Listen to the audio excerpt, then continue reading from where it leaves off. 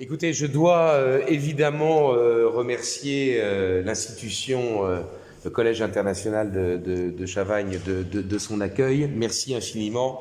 Je vous remercie évidemment vous d'être venu à l'invitation de Franck Olivier Brizard et j'espère que vous ne serez pas trop, je dirais, déçus par ma prestation. Rassurez-vous, je ne vais pas être trop long pour que l'on puisse envisager évidemment un dialogue, une discussion et que vous puissiez donc aussi bien me demander des précisions, j'espère être capable de les apporter ou tout simplement essayer de me contredire. Je vais vous demander une certaine indulgence car pour le coup c'est un sujet que je n'ai pas forcément l'habitude d'aborder très souvent en conférence et l'expérience me montre que très généralement c'est lorsque l'on a pris un certain rythme de croisière sur certains sujets que eh bien, les propos que l'on tient sont d'autant plus fluides et d'autant plus intéressants. Bien.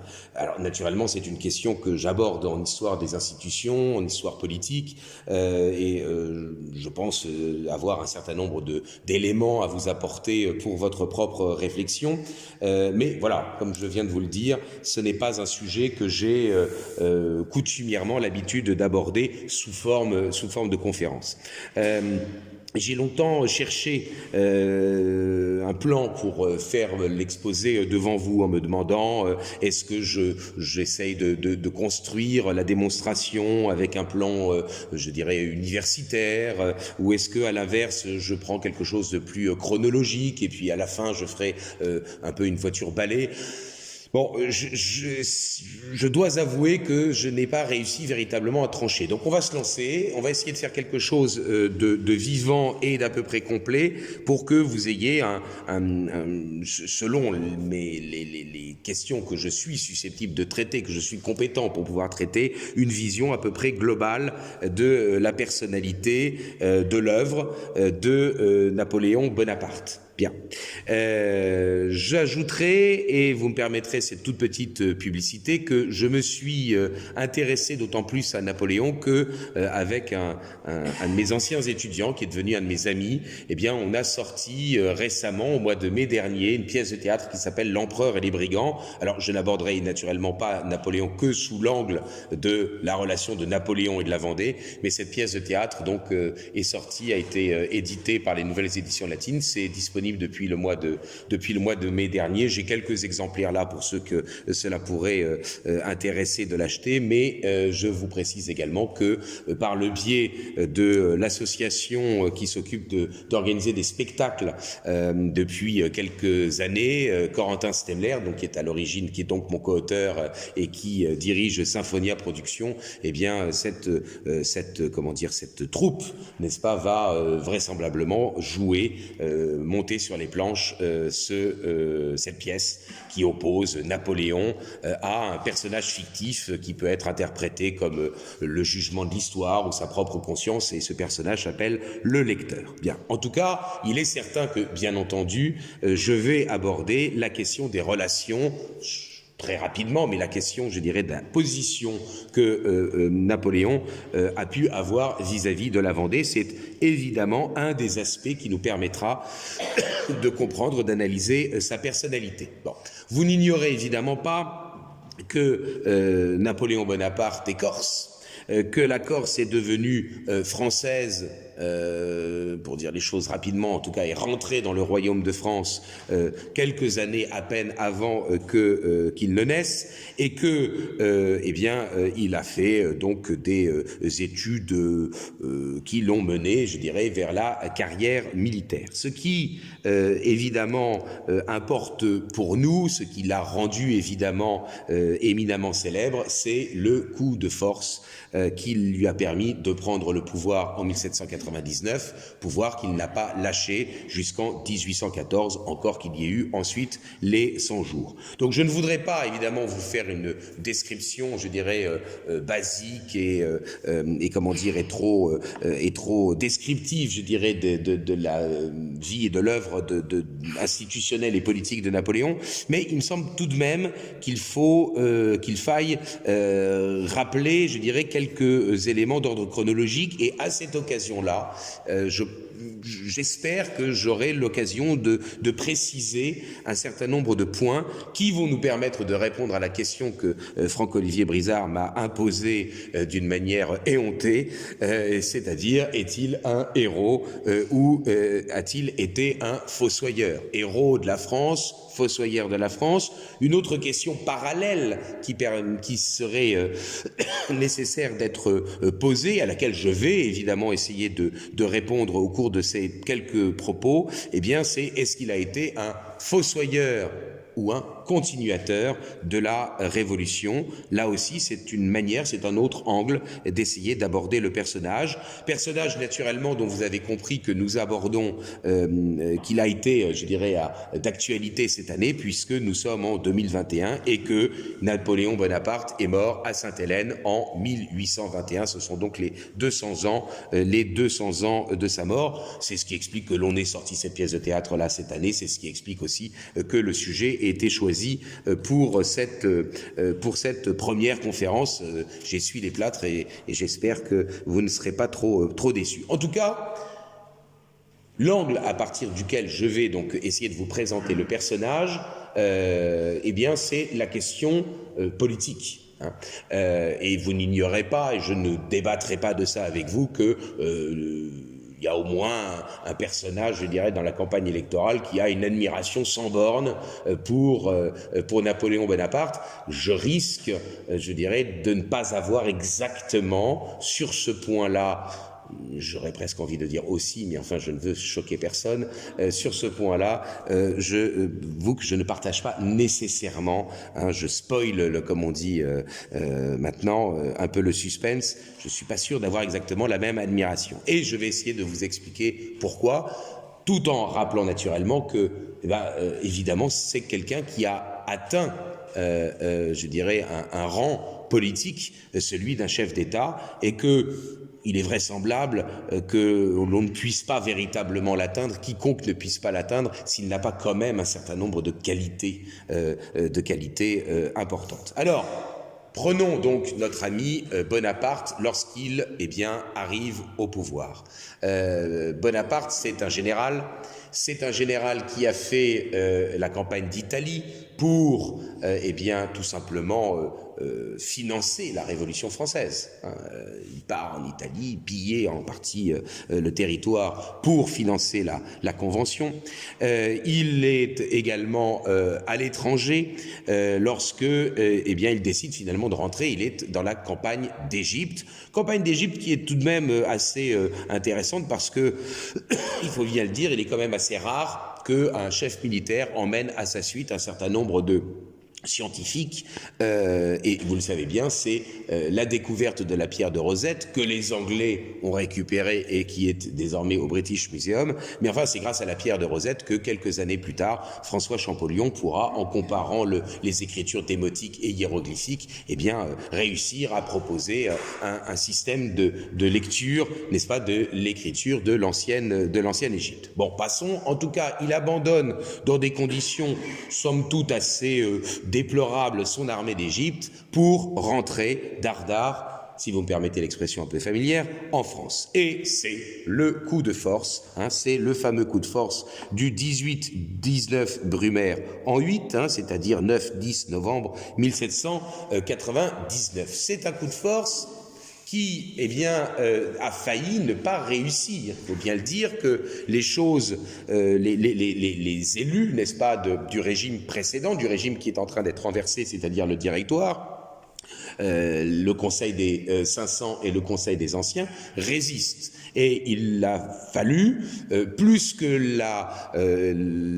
la grande rhétorique de Bonaparte lui-même a reconnu qu'il n'avait pas été très efficace ce jour-là, c'est beaucoup plus, je dirais, l'à-propos de son frère Lucien qui va lui permettre effectivement de renverser les choses.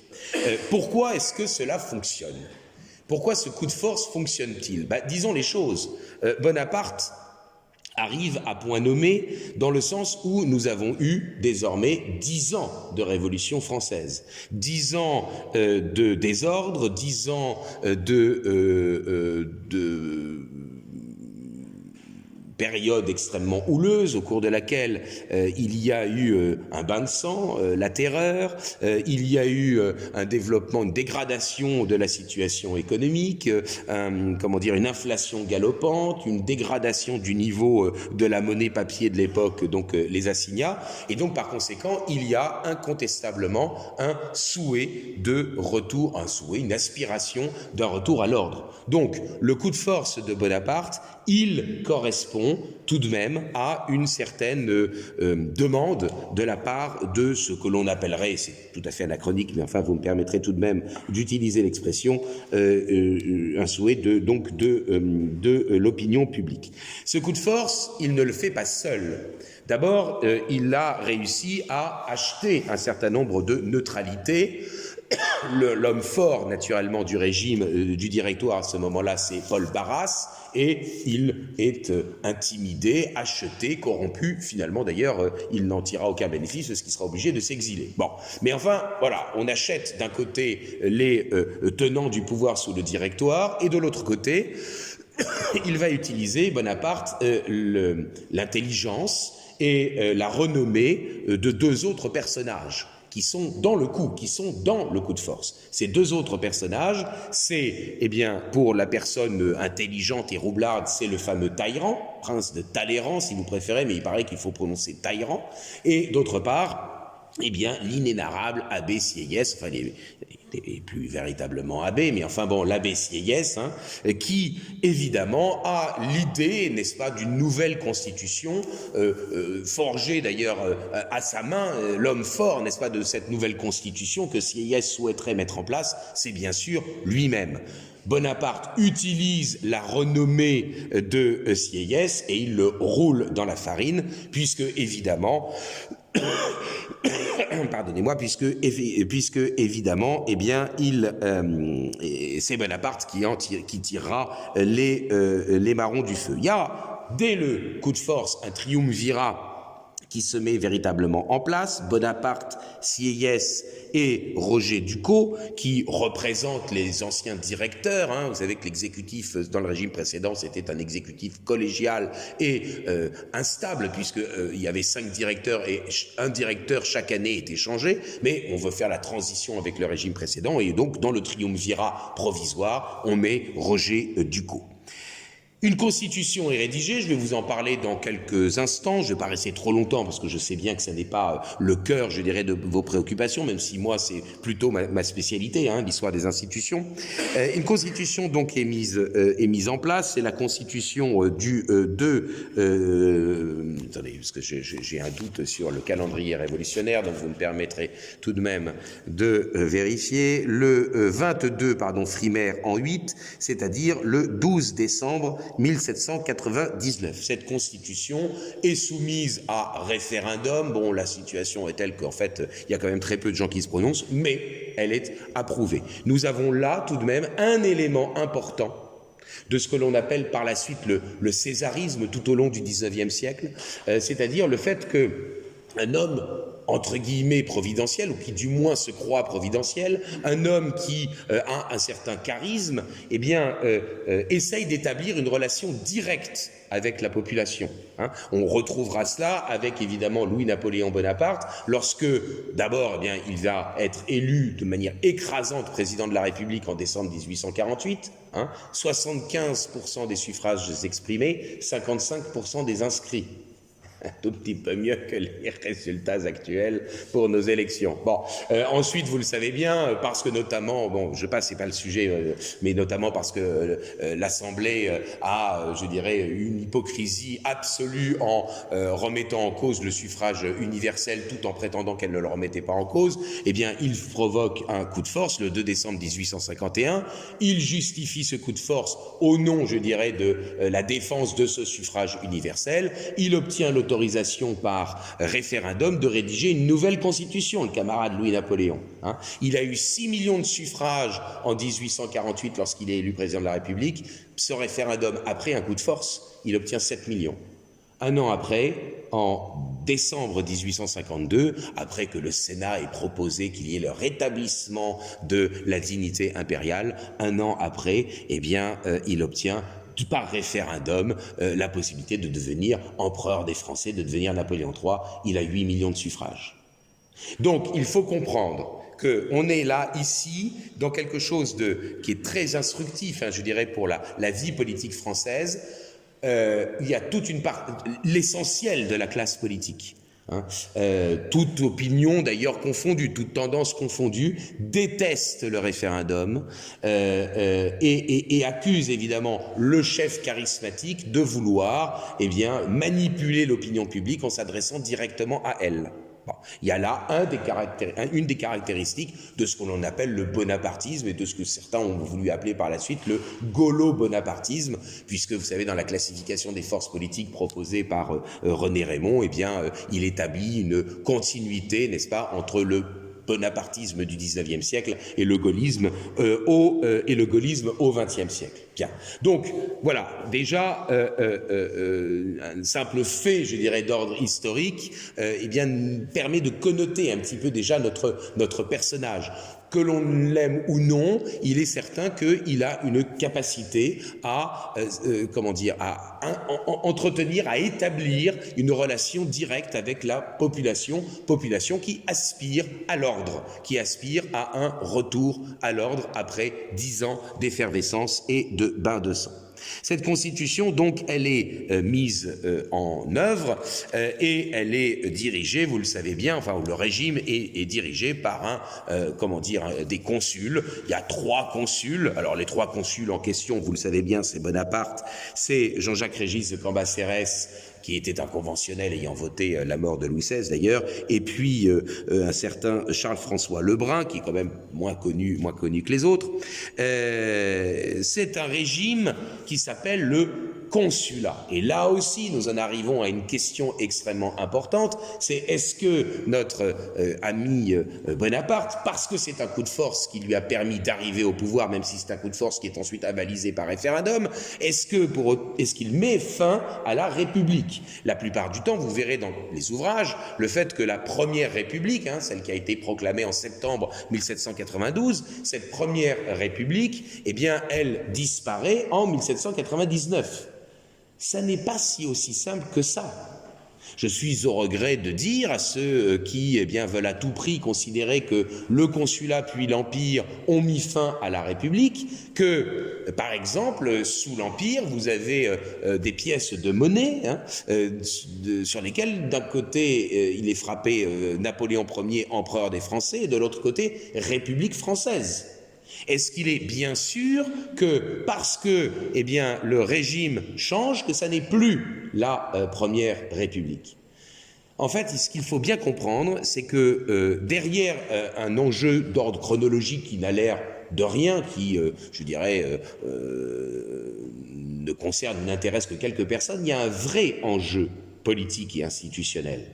Pourquoi est-ce que la plupart des auteurs mettent-ils fin à la Première République en 1799? Parce que jusqu'à présent, les organes politiques qui ont dominé dans les régimes précédents, la Convention 92-95 et le Directoire 95-99, l'organe dominant a toujours été l'organe parlementaire. À partir du consulat, et ce, d'une certaine manière, jusqu'à 1879, c'est-à-dire la transformation de la Troisième République qui s'était très lentement mise en place entre 1870 et 1875, et Troisième République qui, contrairement à ce que l'on peut penser, avait des institutions où le chef de l'État était puissant. Mais il s'avère qu'à partir de la constitution dite Grévy du 6 février 1879, comme quoi il se passe des choses marrantes le 6 février, diverses dates du calendrier, passons, à partir de 1879, là il y a un affaiblissement du chef de l'État. C'est pas notre sujet, je n'en parle pas. Mais en tout cas, on a une domination de l'exécutif de 1799 à 1879. Bien. Et donc, parce que c'est un retour de la domination de l'organe exécutif, d'aucuns ont considéré qu'il s'agissait d'un retour à l'ancien régime. Et que donc, évidemment, si c'était un retour à l'ancienne France, cela ne pouvait pas être la continuité de la Première République incarnation, summum, si j'ose dire, de la Révolution française. Pour conjurer cette accusation, les promoteurs du régime ont pris une précaution assez érudite, assez intelligente. Le régime s'appelle le consulat. Parce que le consul, c'est la magistrature, ou le consulat, c'est la magistrature la plus élevée de la res publica romaine, de la République romaine. Je passe sur le fait que, naturellement, la res publica romaine, ça n'était pas la République telle que nous l'entendons nous aujourd'hui, mais c'était un régime dit mixte, une combinaison d'un aspect monarchique, les consuls, d'un aspect aristocratique, le Sénat, et d'un aspect, on va dire démocratique pour dire les choses rapidement, les comices, les différentes assemblées populaires, les comices curiates, centuriates et tributes, n'est-ce pas, qui existaient dans la Rome antique. Donc c'était un régime mixte, mais ça n'empêche qu'évidemment, la res publica, la République romaine, est vécue comme étant naturellement une référence, et donc, pour bien dire que c'est la continuité du régime précédent, que c'est bien la continuité de la Première République, les promoteurs du régime, Talleyrand et Bonaparte, évidemment, nous expliquent qu'il s'agit donc d'un consulat, puisque l'exécutif sera un exécutif, collégial, 3 consuls, mais cette collégialité est en fait abstraite, parce que la réalité des faits, c'est que seul le premier consul a un pouvoir réel, les 2 autres consuls n'ayant que voix délibérative. Ces consuls, ils sont nommés pour 10 ans. Ils sont nommés pour 10 ans. Très bien. Ça n'a pas d'intérêt particulier, si ce n'est que ça peut vous permettre de comprendre pourquoi on a eu le septennat. 10 ans pour l'exécutif, un mandat de 10 ans pour l'exécutif en 1799, un mandat de 4 ans pour l'exécutif pour le président de la République en 1848. Et quand on discute de la durée du mandat que l'on va donner à Aimé Patrice de Mac-Mahon en 1873, après la démission d'Adolphe Thiers, eh bien on se dit, est-ce qu'il faut un mandat long, 10 ans, ou un mandat court, 4 ans ? Et il y a des partisans royalistes et républicains qui sont pour le mandat court ou pour le mandat long en fonction de leur petite tambouille, de leur petite stratégie. Au final, on aura donc un entre-deux, 10 plus 4, 14 divisé par 2, 7. C'est ça le septennat. Le septennat naît en 1873, et ce septennat, il va être repris par la suite sous la 4e République, sous la 5e, et il sera modifié, vous le savez, par référendum en 2000 et appliqué pour la première fois à partir de 2002. Ce sera donc le quinquennat. Cet exécutif, il est, je dirais, il y a de l'autre côté, évidemment, l'organe parlementaire. Organe parlementaire composé de 2 assemblées, le tribunat et le corps législatif. Attention, 2 assemblées, ça ne veut pas forcément dire la navette parlementaire. Le fait que un texte aille d'une chambre à l'autre pour être discuté et pour qu'au final on aboutisse à un texte rédigé de manière identique. Ce n'est qu'à partir de la charte de 1814, ce n'est qu'à partir de la restauration monarchique qu'on aura la navette parlementaire. En fait, on a inventé sous la Révolution le bicaméralisme, qui n'est pas cohérent avec les institutions de la France, puisque la France est supposée être un État unitaire. Donc, normalement, il n'y a qu'une seule assemblée. Les États dans lesquels il y a 2 chambres, en règle générale, ce sont les États fédéraux. Une chambre pour représenter la population, une chambre pour représenter les unités fédérées. Le Bundestag pour représenter la population, le Bundesrat pour représenter les Länder. Bon, je suis toujours exaspéré lorsqu'on nous présente les Länder allemands comme des régions, puisque évidemment ce sont des unités fédérées et pas du tout des régions telles que nous les connaissons en France. Les Länder, ce sont des États comme les États aux États-Unis. Bon, passons, c'est pas le sujet. En tout cas, on a inventé ça. Pourquoi ? Parce que on s'est bien rendu compte que la convention assemblée unique n'avait pas eu de contre-pouvoir, avait totalement dérivé, s'était laissé aller au pire des exactions, et que donc il fallait qu'une chambre arrête le pouvoir d'une autre chambre. Bien, donc on a inventé le bicaméralisme, mais sans la navette parlementaire. Donc tribunat d'un côté, qui va discuter les lois, mais sans les voter, et de l'autre côté, le corps législatif, qui va voter les lois, mais sans les discuter. Ces 2 assemblées ont un semblant de pouvoir législatif, puisque c'est véritablement l'exécutif qui contrôle la fonction législative. Je n'ai pas le temps de le développer parce que je pense que déjà certains s'ennuient avec mes développements institutionnels, mais je pense que c'est quand même important de comprendre le régime sur lequel va s'appuyer Bonaparte, et puis au fur et à mesure, on va quand même voir un certain nombre d'autres éléments. Mais il est certain que il faut quand même passer par là quelques minutes. Et puis, je suis désolé, c'est quand même pour le coup plutôt mes spécialités. Je ne suis pas capable, je vous le dis tout de suite, pardonnez-moi, peut-être que ça va conduire certains à quitter cette salle, mais je ne suis pas compétent en stratégie militaire, d'accord? Je peux vous parler de géopolitique, peut-être, mais de stratégie militaire, sûrement pas. Bien, donc voilà, pardonnez, si ce n'est que, évidemment, tout le monde est au courant que lancer la campagne de Russie en 1812 a été tout de même un peu léger. Mais bon, passons. On en reparlera tout à l'heure, les institutions, c'est quand même important pour comprendre la réalité de son pouvoir. Il faut bien comprendre une chose, c'est que la Révolution française a été une révolution. Vous allez me dire, si je suis venu en pleine nuit pour entendre ce genre de la palissade, franchement, j'aurais mieux fait de rester chez moi. Je veux que les choses soient bien claires. Si la Révolution n'avait consisté qu'à transférer le pouvoir, la souveraineté du roi, à un autre organe, le peuple, la Révolution française aurait été une révolution de palais. Des révolutions de ce type-là, si j'ose dire, c'est-à-dire un organe qui remplace un autre organe, un pouvoir qui remplace un autre pouvoir, des titulaires d'un pouvoir qui renversent d'autres et qui les remplacent. Dans l'histoire des hommes, il y en a eu des tonnes d'événements de ce type. Là, attention, c'est une révolution au sens philosophique du terme. Le pouvoir, la souveraineté qui est effectivement transmise du roi au souverain, c'est parfaitement exact. Mais la souveraineté qui est transmise du roi au souverain, je dis n'importe quoi, du roi au citoyen, cette souveraineté, elle change de sens. Elle change profondément de sens. Qu'est-ce que c'est qu'un pouvoir souverain dans les... C'est anachronique d'utiliser le terme, mais vous comprenez ce que je veux dire.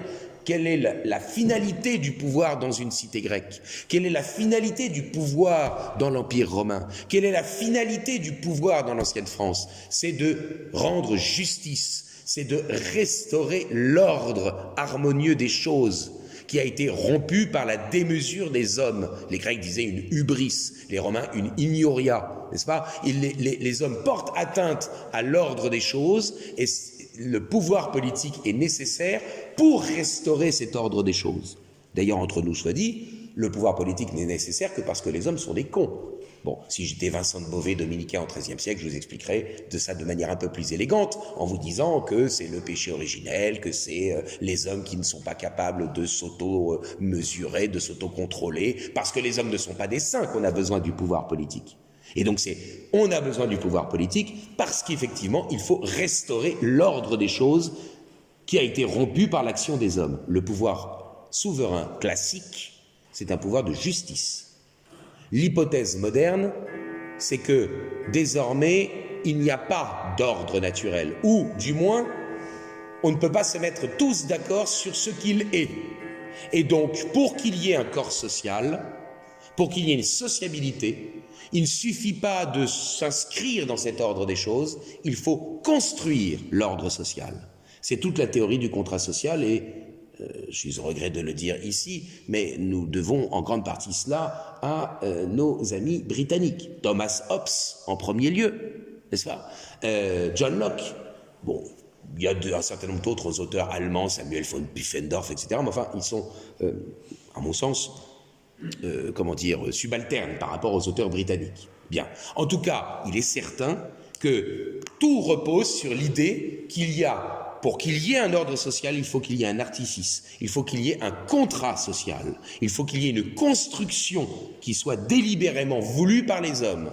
Autrement dit, il ne peut pas y avoir de règles de vie en société, hormis celles qui auront été établies par le pouvoir dans cette société artificielle. La principale fonction du pouvoir politique devient une fonction législatrice.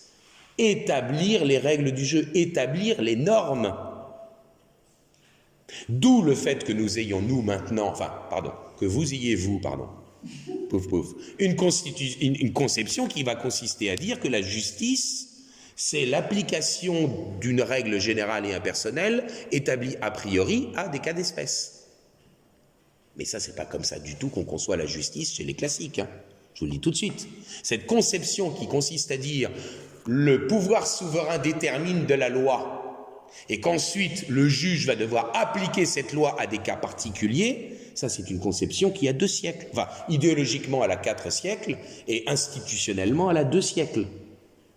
Pendant 25 siècles de société occidentale, on n'a pas du tout réfléchi et fonctionné comme cela. Donc, j'en reviens à mes institutions. Toute la question de savoir, dans les régimes contemporains, c'est pas de savoir quelle est la fonction politique principale. La fonction politique principale, c'est la fonction législatrice. Le pouvoir judiciaire n'est qu'un pouvoir subordonné. Relisez Montesquieu. La question, c'est de savoir quel est l'organe qui va exercer cette fonction. Est-ce que ça va être l'organe parlementaire qui va contrôler la fonction législatrice? C'est ce qui se passe sous la Convention, c'est ce qui se passe sous le Directoire, et même c'est ce qui se passait d'ailleurs même sous la constitution de la monarchie constitutionnelle de 1791. Ou est-ce que c'est l'organe exécutif qui domine la fonction législatrice? Le basculement de 1799, c'est ça. C'est pas du tout un retour à l'ancienne France, mais pas du tout. C'est pas parce que l'exécutif va dominer que pour autant l'exécutif redevient un exécutif classique. L'exécutif domine en 1799 parce que c'est désormais lui qui va contrôler la fonction législatrice par l'initiative de la loi. On retrouvera d'ailleurs entre nous, soit dit, la même articulation dans la charte de 1814. Ce qui explique que des ultras, j'allais dire comme moi, vont dire à Louis XVIII, mais vous êtes vérolé. Votre système, il est vérolé par la pensée moderne.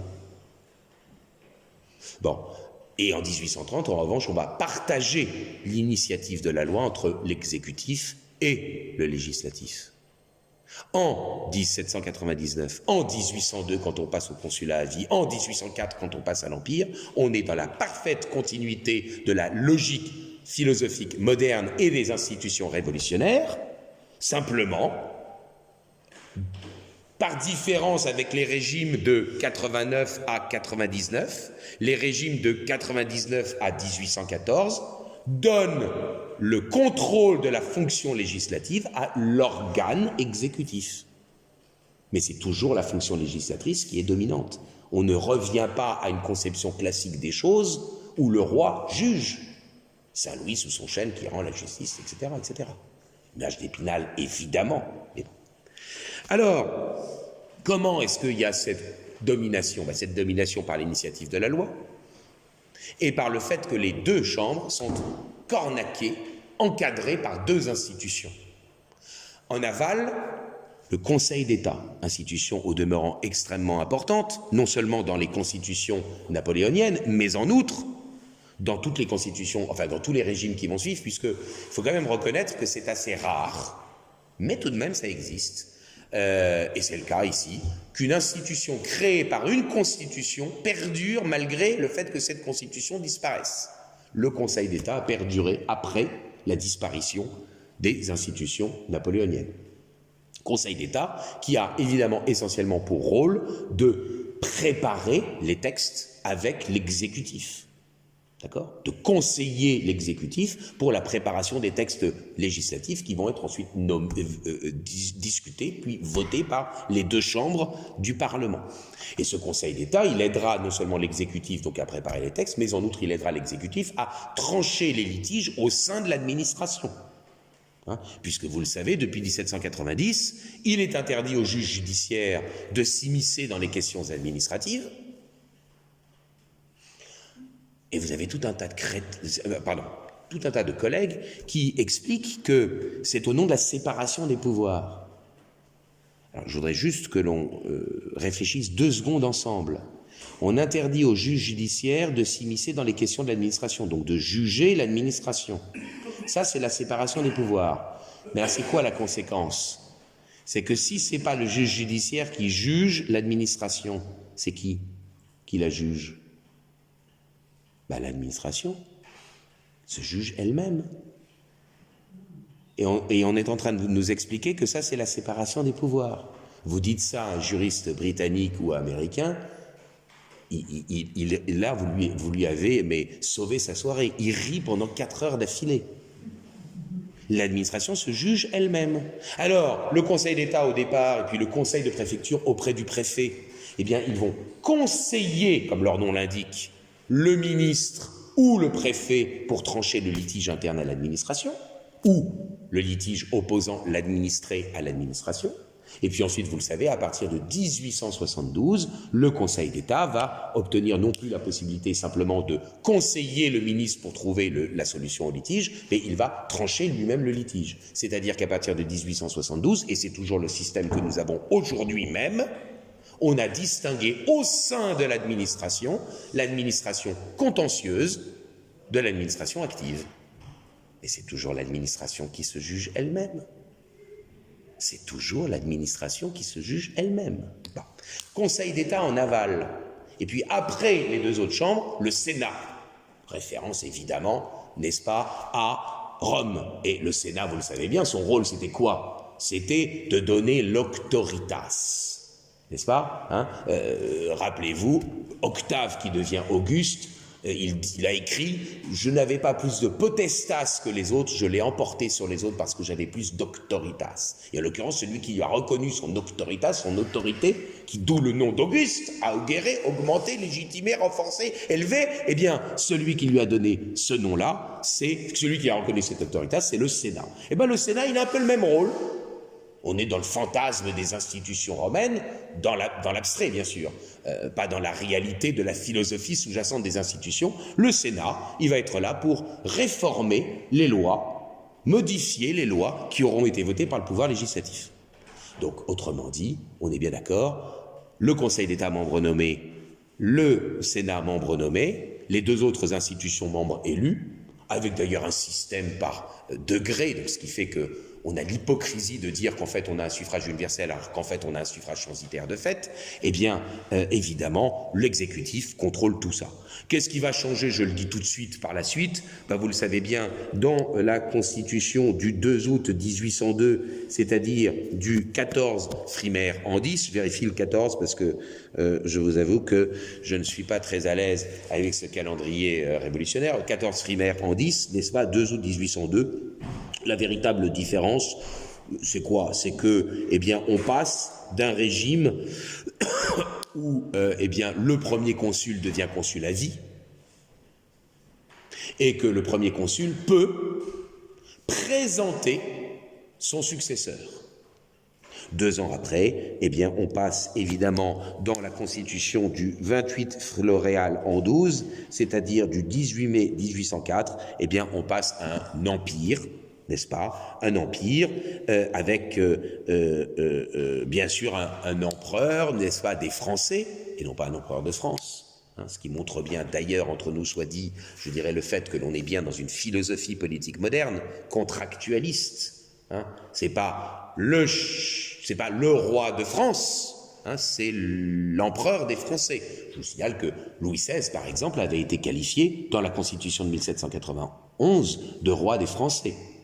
Louis XVIII et Charles X seront rois de France, mais Louis-Philippe Ier, bien entendu, a été roi des Français.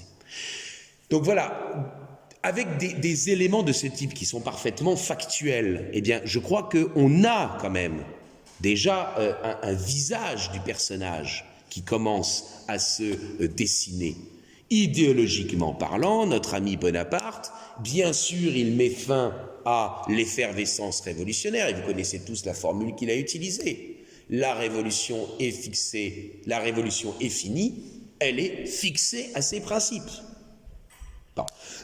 Idéologiquement parlant, il appartient évidemment à la philosophie politique moderne, et on va peut-être essayer d'approfondir un petit peu tout cela. Qu'est-ce qui lui a permis, je dirais, finalement d'affermir son pouvoir? Il a eu incontestablement, par rapport à d'autres, l'extrême intelligence de vouloir mettre fin à la principale querelle de la Révolution française, c'est-à-dire évidemment la guerre religieuse. Il n'adhérait pas à l'idée de la religion civile d'un Rousseau. Il avait peut-être plutôt un peu des tendances gallicanes, et on le sait, c'est d'ailleurs un des points centraux, je dirais, du ressort dramatique de la pièce, que j'ai écrite avec Corentin. Il a, dès son arrivée au pouvoir, voulu mettre fin aux querelles avec l'Église catholique. Il considérait, et nous avons des sources pour le savoir, il considérait que les serments que l'on voulait imposer au clergé étaient exorbitants. Non pas qu'il ne voulait pas que le clergé obéisse à l'État, il est dans une démarche gallicane, mais il considérait que vouloir exiger d'eux une adhésion philosophique était excessif. Il suffisait d'obtenir d'eux le fait, tout simplement, qu'ils ne cherchassent pas à porter atteinte aux institutions, à renverser le régime.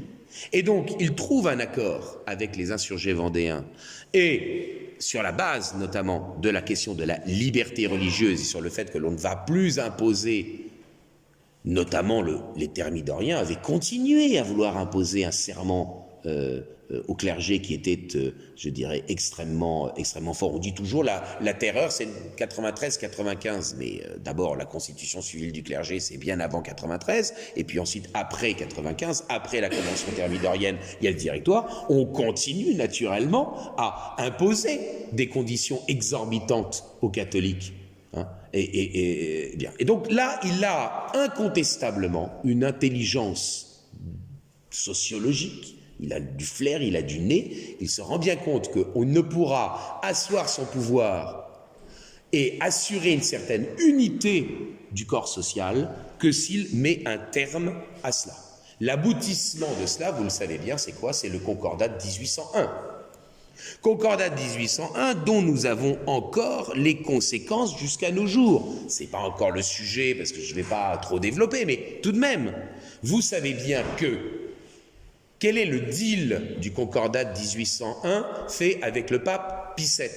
Le deal, c'est que l'Église renonce aux biens nationaux. Vous n'ignorez pas, bien sûr, qu'au mois de novembre 1789, la Chambre du tiers-État qui s'était autoproclamée, en violant d'ailleurs les mandats impératifs des députés, ce qui explique que depuis, évidemment, il y a la prohibition dans toutes les constitutions du mandat impératif, sauf peut-être dans la constitution républicaine de l'an 1 de 1793, mais passons.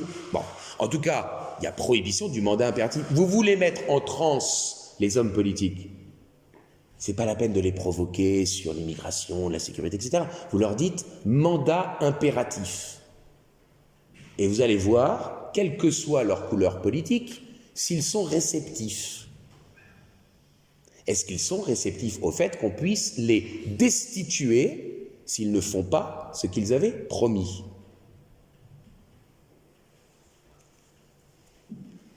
Je vous propose un truc pour élargir votre cercle de sociabilité, ou plutôt, à l'inverse, pour réduire votre cercle de sociabilité, comme ça au moins vous resterez chez vous. Voilà. Vous posez ça à n'importe quel homme politique, est-ce que vous êtes pour le mandat impératif? Bon, la Chambre du tiers-État, violant les mandats donnés aux députés, s'autoproclame en juin Assemblée nationale et en juillet Assemblée nationale constituante. Okay. Et vote en novembre 89 les biens nationaux, c'est-à-dire on déclare que les biens appartenant aux émigrés commencent à en avoir et à l'Église sont propriété de la nation. C'est le hold-up du siècle. Bien sûr, avec les congrégations, avec la loi de 1901, il y a eu un deuxième hold-up, avec la loi de 1905, un troisième hold-up. Mais enfin, là, c'est le hold-up du siècle. Entre 6 et 10% du territoire national sont déclarés appartenir à la nation. D'où le fait qu'aujourd'hui, les cathédrales sont propriété de l'État, que les paroisses sont propriété des communes. Outre le fait que, pendant l'application du Concordat de 1801, il y a des églises qui ont été construites sur des terrains communaux, et donc évidemment, comme la propriété du sol entraîne la propriété de l'immeuble, évidemment, en 1905, puisque c'était sur des terrains publics, Ben, le bâtiment est passé dans la propriété publique. Bon, en tout cas, en 1789, on déclare tous ces biens des biens nationaux. L'État, pour se faire de l'argent, vend un certain nombre de biens, des fermes, des presbytères, de tout ce que vous voulez, bien, et garde un certain nombre d'autres biens, notamment les lieux de culte qu'elle va affecter à ceux qu'elle voudrait être ses fonctionnaires, n'est-ce pas, le clergé soumis à la Constitution civile, bien, qui va être quelques mois plus tard soumis à la Constitution civile. Les biens qui ont été vendus l'ont été aux enchères. Ceux qui achetaient ces biens ont payé 10 à 15% au comptant, à un prix évidemment trop élevé pour qu'un certain nombre de personnes pauvres puissent les acheter. Le reste du prix, 85 à 90%, était payé en assignats dont le cours a subi le même sort que le Titanic. Ce qui fait qu'il y a eu un transfert de propriété monumental. Je ne dis pas pour pas un rond, mais enfin, pour pas cher. Il est bien évident que ceux qui ont été les acquéreurs des biens nationaux se sont énormément enrichis et ne veulent évidemment pas perdre ces biens nationaux. Et que c'est ça qui était au cœur du Concordat de 1801. Quand le pape Saint Pie X écrit l'encyclique Vehementer Nos, tout début de l'année 1906, pour dire « Votre loi de séparation que vous venez de voter, vous pouvez toujours vous la mettre sur l'oreille. » Je dis sur l'oreille pour ne pas être plus vulgaire, on est d'accord ? Bon. Eh bien, il rappelle cela. Il n'y avait de concordat de 1801 que parce que l'Église a accepté de renoncer aux biens nationaux, ce qui était le désir évidemment de Bonaparte, à asseoir son pouvoir ou conforter son pouvoir sur le fait que les acquéreurs de biens nationaux ne seraient pas poursuivis, qu'on ne leur réclamerait pas ces biens. Je vous signale que contrairement à l'article 17 de la Déclaration des droits de l'homme et du citoyen du 26 août 89, qui proclame qu'il peut y avoir une expropriation, mais que cette expropriation doit conduire à une indemnisation. Il n'y a eu évidemment aucune indemnisation de l'Église ou des émigrés. Aucune. Donc, on prend leurs biens, on les vend. Il y a un certain nombre de gens qui s'enrichissent. Et, évidemment, ces gens sont nécessaires comme soutien au régime de Bonaparte. Donc, il sait qu'il faut qu'il obtienne de l'Église, de Pie VII, que l'Église ne réclamera pas les biens nationaux.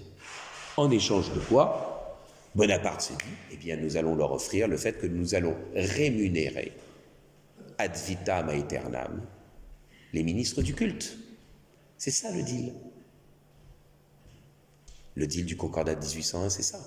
Donc quand en 1905, je simplifie énormément, vous mettez fin au Concordat de 1801, normalement, vous devez prendre une feuille, clic, avec 2 colonnes. Qu'est-ce que l'État a donné à l'Église entre 1801 et 1905 ? Qu'est-ce que l'État avait pris avec les biens nationaux en 1789 et avec les biens des congrégations dont on n'avait pas reconnu la personnalité juridique en 1901, parce que je vous rappelle, pardon, je suis désolé, ça allonge comme conférence, mais tant pis, mais c'est important. Loi de 1901 sur les associations, il suffit que des personnes se réunissent avec un intérêt commun, qui ne soit pas celui de faire un profit, parce que sans ça, c'est une société. Là, en l'occurrence, c'est une association, donc il ne faut pas que ça soit le but, ce soit de faire des profits. Et il suffit de se déclarer pour avoir la personnalité juridique. Ce n'est pas monsieur X, monsieur Y qui seront concernés, c'est l'association des pêcheurs de ligne de Chavagne. Titre 3 de la loi de 1901, Achtung, comme diraient nos amis frisés. Toutes les associations peuvent se déclarer, sauf les congrégations religieuses qui doivent obtenir l'autorisation parlementaire d'avoir la personnalité juridique. Combien de congrégations religieuses ont-elles obtenu la personnalité juridique à la suite du titre 3 de la loi de 1901 ? 0. Autrement dit, quand vous avez des bonnes sœurs qui dirigent un hôpital, quand vous avez des frères des écoles lasalliennes qui dirigent un lycée, c'est évidemment ni la mère supérieure, ni le frère Tartampion qui sont propriétaires du bien. Si il n'y a pas de personnalité juridique pour la congrégation religieuse ou pour les frères des écoles patati patata, à qui appartient le bien? À personne. Quand il appartient à personne, il appartient à l'État. Deuxième hold-up. Donc si vous faites la loi de 1905, vous faites une belle feuille avec 2 colonnes, qu'est-ce que l'État a pris en 89 et en 1901? Qu'est-ce que l'État entre 1801 et 1905 a donné pour rémunérer les milices de culte? Et puis vous faites une soustraction qui, à mon avis, n'est pas tout à fait à l'avantage de l'État. Entre 6 et 10% du patrimoine national en 1789. Entre 6 et 10%. Donc voilà, le deal que fait Bonaparte, c'est celui-là. Et il est bien évident que d'un côté, il obtient le soutien des acquéreurs de biens nationaux, et de l'autre côté, il obtient le soutien de l'Église catholique. Pour le coup, il faut reconnaître que sur le moment, c'est en tout cas bien joué. Et que, incontestablement, ça a assuré un certain retour à la cohésion. Alors, certains, je dirais, mal intentionnés comme moi vont vous dire que s'il y avait des processions le 15 août, c'était pas uniquement parce que c'était pour la Sainte Vierge, mais que c'était aussi parce qu'il était né le 15 août. Il est né le 15 août, Napoléon Bonaparte. Bon. Ça n'empêche que oui, il faut reconnaître, il y a des processions religieuses catholiques publiques sous l'Empire. Que oui, c'est Bonaparte qui a par exemple supprimé en 1805, et donc application à partir du 1er janvier 1806, le calendrier révolutionnaire qui avait évidemment pour ambition de détruire la vie sociale chrétienne, puisqu'on passait de la semaine de 7 jours avec un dimanche par semaine à la décade de 10 jours. C'était pour noyer le dimanche. Donc oui, il a fait la paix religieuse, oui, il a restauré le calendrier grégorien, classique, et donc il a permis que s'exprima à nouveau le christianisme et le catholicisme comme force sociale. Est-ce qu'il le fait par conviction religieuse? Bon, moi je ne peux pas sonder sa conscience, je suis désolé de vous le dire, par conséquent, il m'est assez difficile de répondre. Cela dit, il est quand même plus vraisemblable, vu le reste de son attitude et de son comportement, qu'il l'ait fait par sociologisme. Enfin, c'est déjà pas mal, ne serait-ce que parce qu'à l'époque, effectivement, la quasi-totalité de la population est catholique. Et il l'a fait, 1, par sociologisme, 2, par souci d'autorité de l'État. Parce qu'effectivement, et il y a les articles organiques de 1802, je passe là-dessus, mais il y a en plus, évidemment, le simple fait que, puisque les ministres du culte sont rémunérés par l'État, évidemment,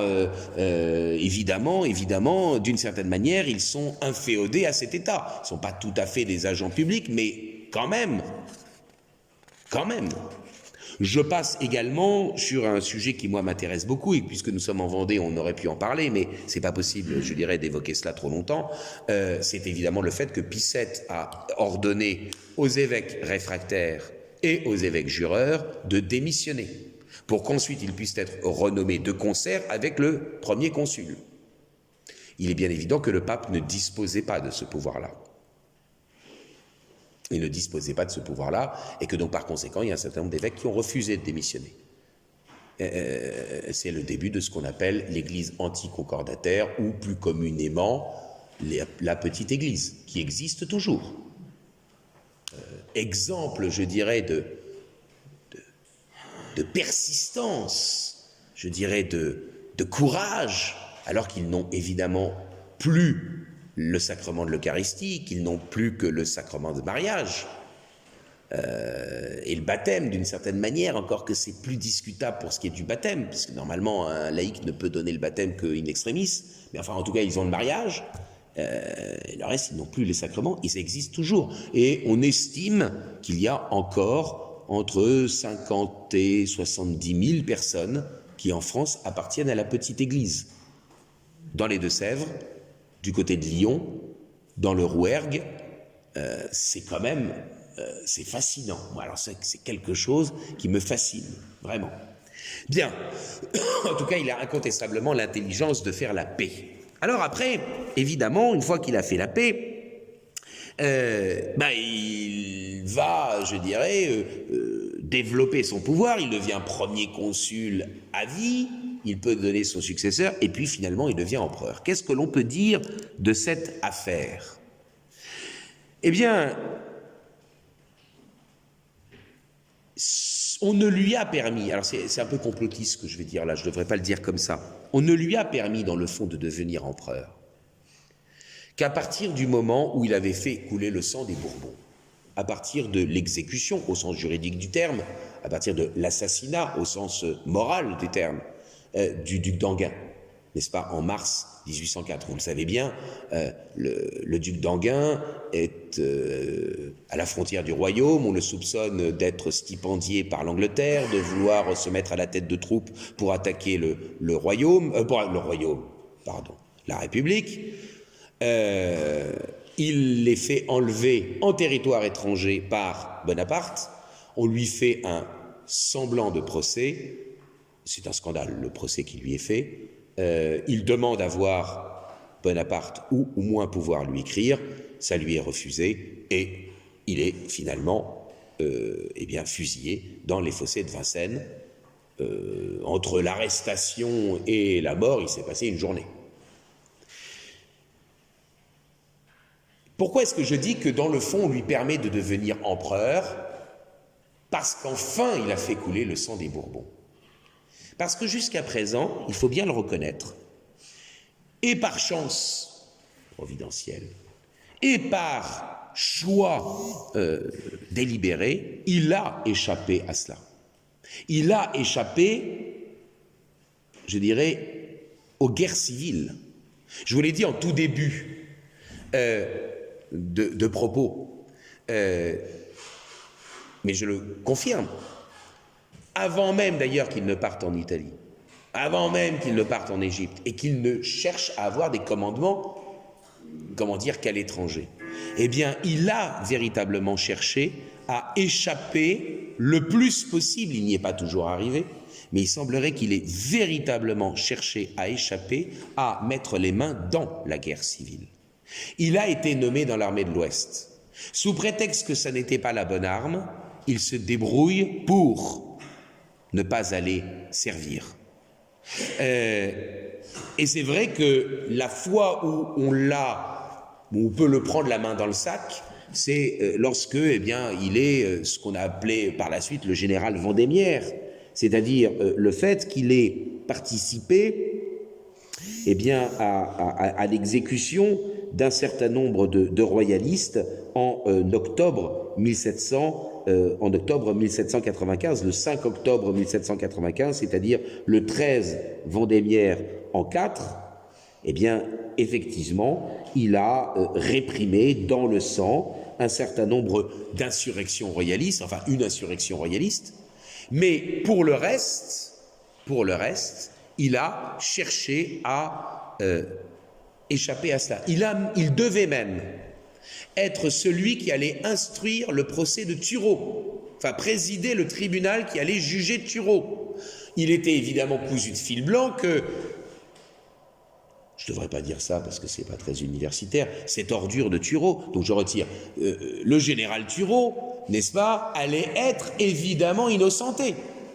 Et d'ailleurs, entre nous soit dit, il méritait de l'être, puisqu'il avait systématiquement demandé à la Convention et au bras armé de la Convention, au bras exécutif de la Convention, le Comité de salut public, si ce qu'il mettait en place sur le terrain convenait bien à ceux qui l'avaient nommé. Et il a reçu la réponse par Lazare Carnot, qu'effectivement, le Comité de salut public était très satisfait de ce qu'il faisait. Bon, donc, en l'occurrence, il était cousu de fil blanc que Turot échapperait, n'est-ce pas, à la vindicte. Or, Bonaparte, très vraisemblablement, je me mouille un peu en disant ça, mais très vraisemblablement, a refusé de se retrouver compromis dans un simili-procès où il savait très bien que de toute façon, la République sauverait l'un de ses hommes. Il a assez clairement cherché à ne pas être un des acteurs, ou du moins pas un des acteurs principaux de la guerre civile. Mais voilà, patatras. avec le duc d'Enghien, eh bien, il devient un révolutionnaire ayant du sang sur les mains. Et Cambacérès, qui a fait condamner, qui a contribué à condamner Louis XVI, eh bien, Cambacérès a contribué à faire condamner Louis XVI, eh bien, Bonaparte, lui, a contribué, plus que de raison, à faire condamner, par les ordres qu'il a donnés, n'est-ce pas, à faire condamner le duc d'Enghien. Il n'y a donc plus, il y a désormais, si j'ose dire, un fossé, et c'est une expression qui, je crois, est de Decaux et Castelot. Vous savez, il y a une émission géniale qui s'appelait La caméra explore le temps, et peut-être ont-ils repris cette phrase de quelqu'un d'autre, j'avoue que je ne sais pas. Mais en tout cas, il est très possible d'ailleurs que ça soit piqué chez Chateaubriand. Donc là, vous voyez, je révèle mon manque d'érudition. Mais en tout cas, cette formule qui a été reprise par Decaux et Castelot dans le dialogue qu'ils ont construit sur l'affaire du duc d'Enghien est géniale. Il y a désormais un fossé de sang entre les Bourbons et Bonaparte. Un fossé infranchissable. Et donc désormais, les révolutionnaires sont certains que s'il devient un chef de l'État tout-puissant, il ne sera pas un roi de l'ancienne France. Il ne pourra être qu'un empereur ou un pouvoir exécutif typique de la Révolution, inscrit dans la continuité de la Révolution. Alors donc, vous le savez, effectivement, il y a une nouvelle constitution en 1804 qui fait qu'il devient officiellement donc empereur. En mai 1804, il devient Napoléon Ier et cette constitution est naturellement approuvée, bien sûr, par référendum et il est finalement sacré le 2 décembre 1804 dans une Notre-Dame, dans une cathédrale Notre-Dame de Paris qui est fissurée de partout, mais dans laquelle, effectivement, il va donc faire procéder non seulement un couronnement impérial. Charlemagne n'était pas sacré empereur, hein. Il était couronné empereur. Couronné, bien sûr. Il était roi sacré, mais il était couronné empereur. Mais lui, évidemment, il va cumuler les deux. Il va non seulement être couronné, et même s'auto-couronner empereur, et il va prétendre être sacré. Alors, qu'est-ce que ça veut dire cet empire ? Si vous me permettez qu'on continue un petit peu cet enchaînement d'idées les unes après les autres pour essayer de caractériser, je dirais, ce personnage. Qu'est-ce que ça veut dire cet empire ? Écoutez, il faut bien le dire, il y a là, pardon pour, je dirais, le fait que j'essaye peut-être à vos yeux d'enfoncer le clou, il y a là une conception très moderne de l'empire. Qu'est-ce que c'est que l'empire romain ? L'Empire romain, c'est Rome qui conquiert le Latium, qui s'étend en Italie, qui, ensuite vainc son principal ennemi, Carthage, qui ensuite conquiert les péninsules, et puis donc l'Espagne, l'Italie, la Grèce, et puis qui ensuite relie tout cela et constitue une civilisation autour de la Méditerranée devenant donc le lac intérieur à une civilisation. La Pax Romana existe alors qu'il n'y a pas encore d'empire au sens institutionnel du terme. L'empire n'apparaît que 2 siècles après qu'il y ait le début de l'établissement de la Pax Romana. Octave devient Auguste en -27 avant Jésus-Christ. Autrement dit, l'empire est une adaptation institutionnelle, pragmatique. Rome étant une cité, elle ne peut plus diriger concrètement un empire au sens géographique du terme. C'est l'empire au sens géographique du terme qui conduit à l'institution d'un empire au sens institutionnel. Les empires modernes, c'est exactement l'inverse. Que ce soit votre ami Napoléon, ou que ce soit Joe la petite moustache, Adolphe, etc., c'est toujours pareil. On établit des institutions, on s'autoproclame ceci ou cela, et par conséquent, on va devoir conquérir des territoires pour constituer réellement cet empire au sens géographique. Nous avons là une inversion de l'articulation, une inversion de l'ordre des choses qui me paraît assez symptomatique. Et je reviendrai évidemment dans quelques minutes là-dessus. Ça a eu des conséquences. Quelles conséquences? Pourquoi dans quelques minutes, disons-le tout de suite. Vous le savez bien, dans l'histoire européenne, pardon d'insister un tout petit peu là-dessus, dans l'histoire européenne, on a un leitmotiv qui est, notamment à cause des prophéties de Daniel, puisqu'on nous dit qu'il y a eu 4 empires et qu'à la fin du 4e empire, ça sera la venue de l'Antéchrist, si j'ai bien compris les Écritures saintes, s'il y a un abbé dans la salle qui me corrige. Et en tout cas, il est certain que il y a une obsession à l'époque médiévale pour la rénovatio imperii, pour la restauration de l'Empire romain. L'Empire carolingien est une rénovation de l'Empire romain.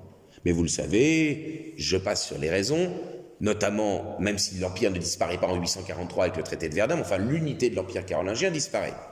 Et au final, même si Charles le Chauve, chez nous, roi de la Francia occidentalis, ceint la couronne impériale en 877, dans le fond, elle tombe en désuétude, cette couronne impériale. Les princes carolingiens à l'Est, finalement, déclinent. La dynastie s'étiole et ils sont remplacés par des Saxons. Et ce sont ces Saxons-là qui, en 962, font une rénovation de l'Empire, c'est le Saint-Empire. Ce Saint-Empire, il reste héréditaire jusqu'au XIIIe siècle. Il y a le Grand Interrienne au XIIIe siècle, et à partir de 1356, le Saint-Empire devient électif. C'est la bulle d'or faite par l'empereur Charles IV de Luxembourg. À partir du XVe siècle, cet empire est tout le temps dirigé, malgré les tentatives de rois de France pour devenir empereur, François Ier, Louis XIV, ce sont toujours des Habsbourg. Ces Habsbourg sont naturellement au pouvoir au début du XIXe siècle dans le Saint-Empire. Ils sont donc à la tête de leur propre possession, n'est-ce pas, l'Autriche, et ils sont élus empereurs. Or, vous n'ignorez pas que l'empereur du Saint-Empire, saccage, saborde le Saint-Empire, notamment à cause du fait que votre ami Bonaparte, a constitué la Confédération du Rhin, et qu'il saborde le Saint-Empire pour proclamer l'empire l'empire héréditaire d'Autriche-Hongrie. Ça a quoi comme conséquence? D'abord, la cause c'est quoi? La cause c'est évidemment Bonaparte. C'est les désordres militaires que Bonaparte introduit en Europe. La conséquence, c'est que si vous avez un empire héréditaire d'Autriche-Hongrie, ça veut dire que les territoires qui étaient bon an mal an inscrits dans le Saint-Empire, les territoires germaniques qui étaient dans le Saint-Empire, ils vont avoir une certaine autonomie qui va permettre la Constitution en 1870, avec la proclamation dans la Galerie des Glaces, de Versailles, avec toute la subtilité de vos amis Schleu, la proclamation du prétendu deuxième empire allemand. La conséquence de Bonaparte, de l'intervention géopolitique et militaire de Bonaparte, c'est l'unité allemande. C'est le fait que la Prusse va réussir avec, alors ça c'est extraordinaire les amis, avec comme argument, faisons une barrière douanière. La Prusse propose aux États allemands, anciennement membres du Saint-Empire, de constituer une unité économique avec une barrière douanière commune. Et c'est sur la base de cette unité qu'ensuite la Prusse peut mettre la main sur le reste, sur ces territoires, et constituer l'Empire allemand. La conséquence de l'intervention de Bonaparte, c'est la fin du Saint-Empire, la mise en place de l'Empire héréditaire d'Autriche-Hongrie et, par contre-coup, la constitution de l'unité allemande. Moi, je veux bien qu'on admire Bonaparte parce que, oui, quand il met la pâtée à telle ou telle armée, c'est assez sympathique. Je ne vous dis pas que je n'apprécie pas la chose, surtout quand ce sont des Allemands. D'accord? Mais il n'empêche que c'est directement la stratégie militaire et géopolitique de Napoléon qui est à l'origine de la constitution de l'unité allemande sous l'égide prussienne. Ce qui permet à Bismarck de proclamer le prétendu Deuxième Reich.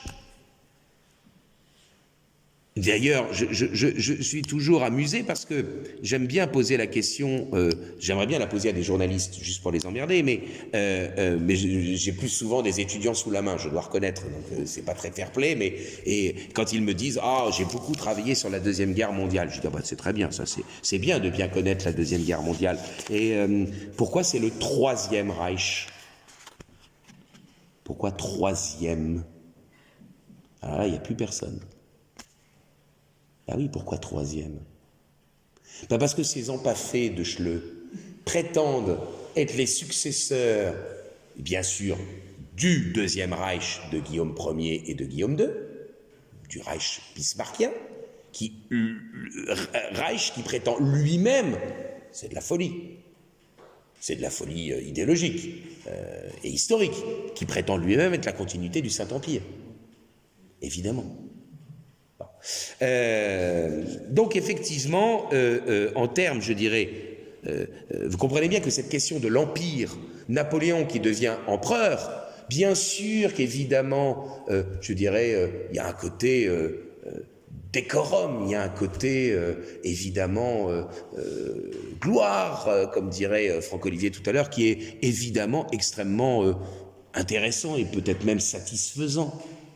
C'est sûr que Napoléon Ier, quand vous comparez Jules Grévy, président de la Troisième République, ou Gaston Doumergue, président de la Troisième République, à Napoléon Ier, j'entends bien qu'il y en ait un qui soit un tout petit peu plus admirable et plus bandant, c'est pour vous réveiller que je suis un peu vulgaire, que, évidemment, des présidents de la Troisième République.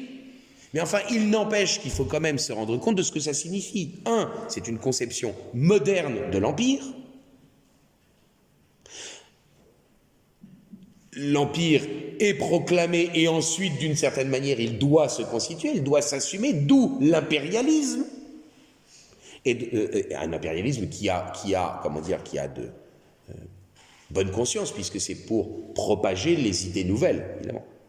Et deuxièmement, c'est un empire qui provoque inéluctablement, je dirais, des désordres géopolitiques qui vont, in fine, indirectement, bien sûr pas directement, mais indirectement conduire à l'unité prussienne, enfin l'unité allemande sous l'égide de la Prusse.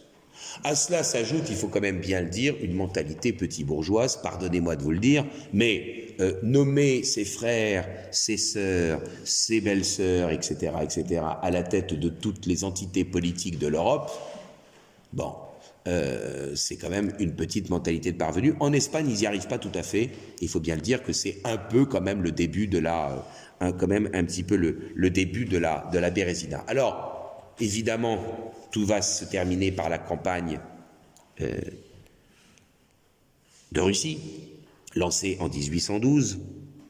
C'est la Bérésina, comme dirait Fernand Naudin dans Les Tontons Flingueurs, quand Pascal lui dit « mais laissez-moi passer devant vous parce que j'ai une présence qui rasséréne », Fernand Naudin lui répond « mais oui, mais enfin, la retraite de Russie, c'est quand même ceux qui étaient derrière qui se sont fait repasser. » Bon. Donc effectivement, il y a un certain nombre de types qui se sont fait repasser, d'où évidemment le fait que, outre l'accusation d'usurpateur, eh bien, évidemment, ceux qui ne l'aiment guère l'appellent aussi l'ogre. Il n'a pas été avare en nombre de vies. Malgré le fait que, effectivement, mais avec une troupe d'élite et qui lui était proche, la garde impériale, il y a eu des relations, sans doute, je dirais, de fraternité dans le combat qui étaient exemplaires. On connaît tous la scène lorsqu'il abdique pour la première fois à Fontainebleau et le discours qu'il tient, n'est-ce pas, dans la pièce. Je vous signale que j'ai mis le discours qui est vraisemblablement qui est vraisemblablement authentique. Là pour le coup c'est Thierry Lenz qui m'avait corrigé ce passage-là en nous disant attention, c'est pas ce discours-là communément pris, mais c'est tel autre discours. Oui, parce qu'on a été relu par Lenz et par Sécher. On a pris nos précautions, hein, et on a pris... Bon, c'est pas grave, on va laisser tomber. Bon, donc effectivement, évidemment, le discours qu'il tient à la garde impériale ce jour-là, il est poignant. Et il est certain qu'avec ces hommes, cette troupe d'élite, il y avait des relations fortes. Mais par ailleurs, je dirais, avec les soldats de deuxième classe, par ailleurs, là, il n'en a pas été, de sa vie, il n'en a pas été très avare. Il y a la retraite de Russie, et puis ensuite, c'est évidemment la Bérésina qui commençait, qui se termine en 1814 par la campagne de France. Au final, il doit abdiquer, vous le savez bien, il doit abdiquer, je vous retrouve la date parce que tout d'un coup, j'ai un trou de mémoire. Il abdique le 6 avril, si je ne m'abuse, le 6 ou le 8, j'arrive même plus à me relire, 1814. Et grâce à l'empereur russe, grâce au tsar, Alexandre Ier, le sort qui lui est réservé n'est pas infamant. Il devient, vous le savez, souverain de l'île d'Elbe. Un carré de chou, dit Chateaubriand, mais enfin, il n'est pas déshonoré. Vous le savez bien, tout cela va se terminer finalement par le fait qu'il débarque au golfe Juan, qu'il remonte la vallée du Rhône, que, dit-il lui-même, jusqu'à Grenoble, j'étais comment dire, pas un vagabond, mais j'étais pardonnez-moi, le terme m'échappe. Et après Grenoble, eh bien effectivement, après un acte de bravoure extraordinaire, hein, il est en face de l'armée, il dit alors, voilà, vous venez pour m'arrêter, vous venez pour me stopper, allez-vous tirer sur votre empereur? Il ouvre son manteau. Et non, personne ne tire, on l'acclame, c'est parti. C'est sûr qu'évidemment, quand on a un certain courage physique, c'est pas inutile. Et il semblerait qu'effectivement, comme d'une certaine manière, ce qui était exigé alors il est plus latin que germain, mais comme il était exigé d'un roi germain, je dirais, à l'époque médiévale, on doit être un chef de guerre, on doit être à la tête de ses hommes, on n'envoie pas les autres se faire tuer, on va avec eux prendre le risque de se faire tuer. Et pour le coup, il faut bien le reconnaître, c'est ce qui explique par la suite la naissance de sa légende dorée. Évidemment, il était avec ses hommes, sans doute moins exposé qu'un certain nombre d'autres, mais enfin, il était avec ses hommes dans les guerres, et que donc il avait un courage physique qui, eh bien, est à noter. Il s'avère que donc il remonte, il renverse évidemment Louis XVIII, qui était un type très intelligent, mais bon, s'enfuit. Ce sont les 100 jours. Au cours des 100 jours, il prévoit même la rédaction d'une nouvelle constitution. Il demande à un de ses anciens opposants, Benjamin Constant, le copain de Madame de Staël, Germaine de Staël, vous savez, la fille de Necre, hein, Necker, mais Necre, ça se prononce Necre. Eh bien, Benjamin Constant rédige une constitution qui va être une combinaison des institutions de l'Empire et des institutions mises en place par la charte de 1814. Donc, il fait un empire parlementaire. Charte, évidemment, enfin, constitution qui ne sera jamais appliquée, c'est cet acte additionnel aux constitutions de l'Empire qui date donc du 22 avril 1815, eh bien, cette constitution ne sera jamais appliquée, on l'appelle la Benjamine, donc parce que c'est Benjamin Constant qui l'a écrite. Et puis à la fin, il y a Waterloo, évidemment, et là, cette fois-ci, c'est la deuxième abdication. Deuxième abdication en 1815, et il est arrêté, ou plutôt il se rend aux Anglais, pensant qu'il allait pouvoir terminer sa vie tranquillou en Angleterre dans un cottage. Et les Anglais l'emmènent à Sainte-Hélène, alors cette fois-ci au beau milieu de l'Atlantique, d'où évidemment il va être un peu plus délicat de s'évader. Et il y termine sa vie en 1821. En 1821, quand il meurt, est-ce que c'est Quel impact a eu cet événement? Pas grand-chose, semble-t-il. Même si c'est Talleyrand qui a été extrêmement désagréable en disant ben voilà, c'est un non-événement et personne n'en a parlé, peut-être a-t-il exagéré, mais disons les choses quand même, ça n'est pas encore, je dirais, la légende dorée. En revanche, les cendres de Napoléon reviennent en France en 1840. Pourquoi? Eh bien parce que le nouveau régime, la monarchie de Juillet, veut essayer de ratisser politiquement large. Et donc, le camarade Louis-Philippe Ier et son équipe gouvernementale décident de faire revenir Napoléon. En plus, on va l'installer dans un bâtiment construit sur l'ordre de Louis XIV, et donc on veut essayer de se servir, je dirais, de tous ces symboles pour assurer à la fois la cohésion nationale et la pérennité du régime. Bon, vous savez bien que la monarchie de Juillet ne sera pas pérenne, puisqu'il s'écroulera en février 1848, mais c'est à partir de 1840 qu'effectivement, eh bien, la légende dorée va commencer à se développer. Un siècle après, Vichy va faire revenir les cendres de l'Aiglon. Alors là, le pauvre Aiglon, enfin celui qu'Edmond Rostand appelle, enfin que Victor Hugo puis Edmond Rostand appelle l'Aiglon, il faut bien dire qu'il a été profondément maltraité par sa mère, qui, n'est-ce pas, est alors que son époux n'est toujours vivant, fricote avec, voilà, et a des enfants de son amant, et elle ne l'aime guère. On l'appelle Franz, on l'oblige à parler allemand. Il semble avéré que les objets personnels que Bonaparte avait destinés à son fils ne lui ont, quand il est mort en 1821, ne lui ont jamais été remis. C'est infâme. C'est infâme. Napoléon II n'est pour rien dans le fait qu'il est le fils de Napoléon Ier. Bon. Et donc, par conséquent, il n'a pas à renier ou à couper ses liens avec son père, qui n'avait eu à son égard aucun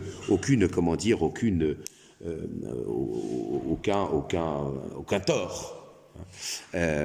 J'aime assez à comparer le fait que ce sont les enfants qui ont plus, je dirais, souffert.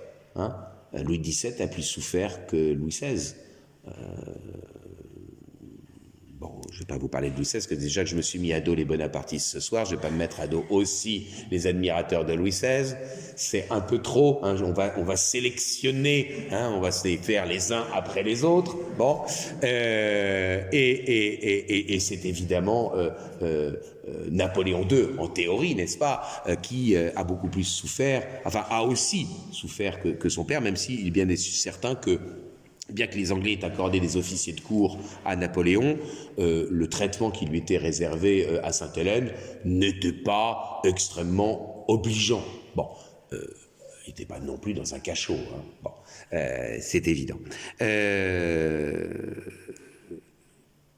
Il a singé, d'une certaine manière, il a voulu, et c'est cela toute l'ambiguïté, c'est que d'un côté, il était, à mon sens, véritablement un continuateur idéologique de la Révolution, mais il a voulu y mettre un terme à l'effervescence et peut-être d'une certaine manière singer l'ancienne France lorsque notamment il prétend accéder à l'Empire, même si l'ancienne France était un royaume et pas un empire, bien sûr, mais vous m'avez compris, établir une dynastie, établir des règles de dévolution du trône. J'ai fait un article là-dessus dans un bouquin dirigé par Lenz, Napoléon le droit. Si ça vous intéresse, vous pouvez le télécharger sur Internet. Singer donc les règles de dévolution du trône de l'ancienne France, imposer sa famille sur les trônes européens. Il a évidemment non seulement divorcé, mais obtenu la nullité du mariage avec Joséphine, ce qui n'était peut-être pas une mauvaise chose, entre nous soit dit, qu'il est un peu nymphomane, Joséphine, mais Joséphine, elle, n'avait pas donné d'héritier,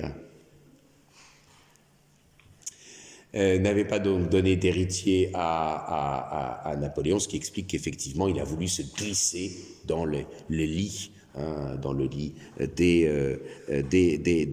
grandes familles européennes, en l'occurrence les Habsbourg. Voilà, je crois que j'ai été extrêmement long et peut-être trop long.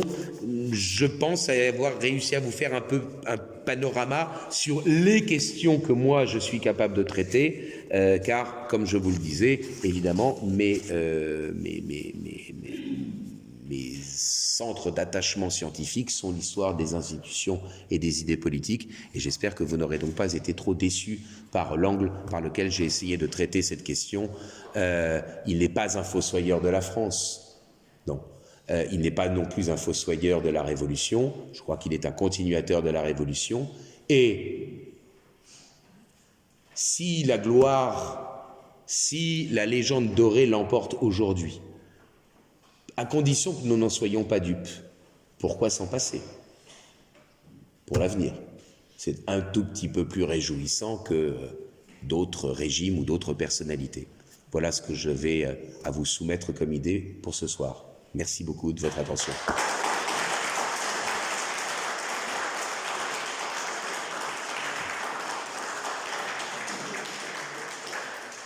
Merci beaucoup. Comme de toute façon, je suis dépendant pour la voiture, je dirais, de la, du camarade Brizard. Donc, tant que lui veut qu'on réponde aux questions, qu'on discute, eh bien, on le fera. Voilà. Juste concernant le duc d'Enghien, est-ce qu'il représentait vraiment une menace pour... D'après ce que moi j'ai lu, non. Maintenant, le problème, c'est que il était effectivement, au moins à un moment de sa vie, financé par les Britanniques, par les Anglais plutôt que par les Britanniques, et il est évident qu'il était jeune, qu'il était efficace, qu'il était susceptible d'entraîner des troupes derrière lui, et que une percée, pardon, ça c'est sur mes gouttes, et que une percée, je dirais, militaire du duc d'Enghien aurait pu effectivement affaiblir son régime. Pensez par exemple à une chose. En 1812, on est quand même bien après 1804, donc mars 1804, mai 1804, l'Empire. On est quand même donc bien après. Il y a un général un peu loufoque, moi que je trouve très drôle, général Mallet, qui tente un coup de force. Eh bien, personne à Paris, finalement le coup de force échoue, hein. Bien sûr, c'est au courant. Bon. Mais parce qu'il profite du fait que Napoléon est en Russie pour dire, le temps qu'on envoie pour vérifier si l'information que je donne est bonne et qu'ensuite que ça retourne, on aura eu le temps de renverser le régime. Il déclare Napoléon Ier est mort. Panique au début. Personne ne pense à l'Aiglon. Vous voyez ce que je veux dire? Honnêtement, moi, vous me dites. Le